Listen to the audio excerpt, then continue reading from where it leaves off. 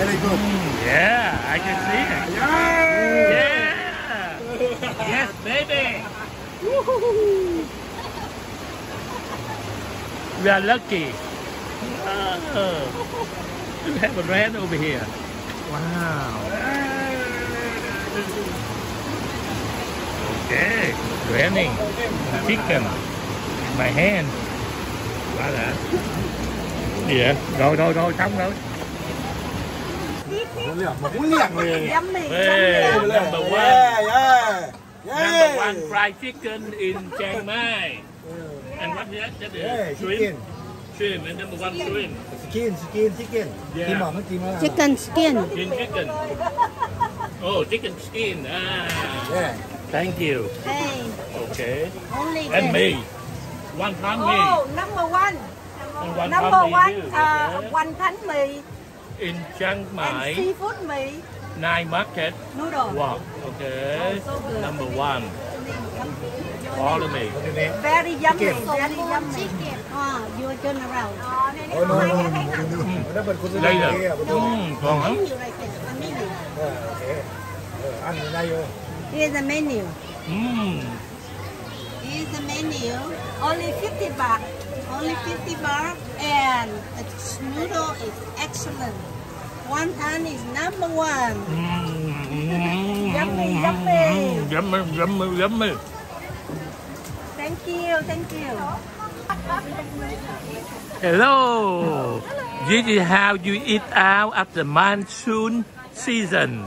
Oh, look at that. Okay, everybody look beautiful. All right. Oh, okay.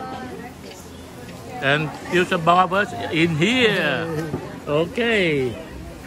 Look at that. Oh, wet. If you guys have any chance, go to Chiang Mai night market at the food court.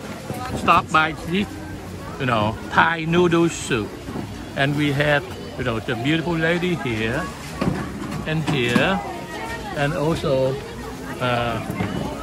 that's the beef noodle. My wife and I, we already have a taste of it. Very good, and also the fried chicken.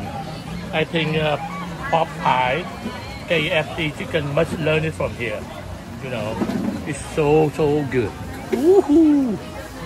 Okay. I will load more video for you guys, okay?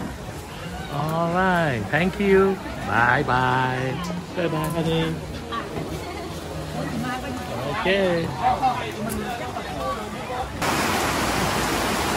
Wow, đang ăn ở ngoài. Tự nhiên trời mưa lớn, làm ai nấy chạy quá trời.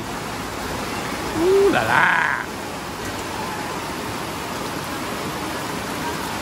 Monsoon season.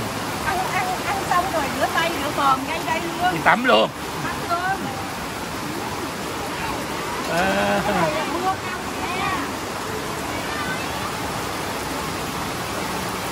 Wow.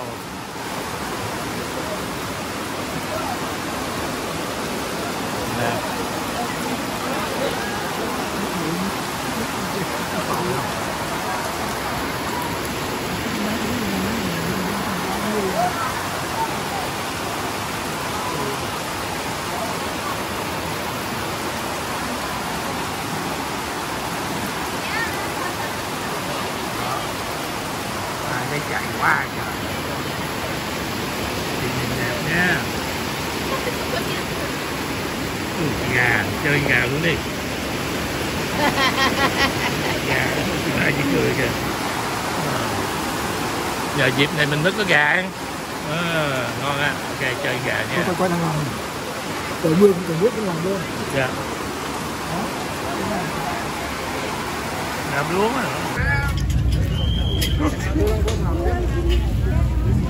Đây là chợ đêm Chang Mai nha, Thailand. Đêm Chang Mai.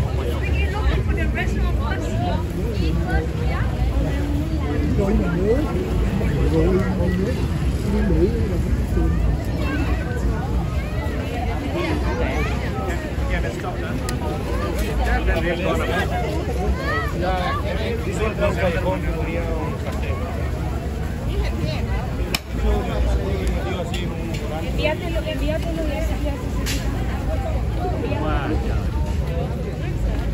Đông hơn bu tròn nữa ha. Đông hơn bu tròn.